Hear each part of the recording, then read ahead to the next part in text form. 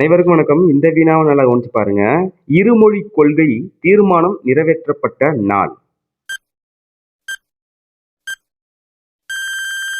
இருமொழி கொள்கைங்கிற நாங்க என்ன சொல்ற கொள்கை மொழி ஒரு மொழி தான் தமிழ். அப்பதான் பலவர் விளக்கிட்டேன். எனக்கு 1 கோடி அம்மாக்கள் இருக்காங்க. என்னை பாக்குறதெல்லாம் என் மகனேன்னு சொல்லுவாங்க, நான் அம்மான்னு சொல்லுவேன். ஆனா பெத்தவ ஒருத்தி தான் இருக்கான். அது மாதிரி உலகம் முழுமைக்கும் ஒவ்வொரு தேசிய இனத்திற்கும் கொள்கை மொழி அவன் தாய்மொழியா தான் இருக்கணும்.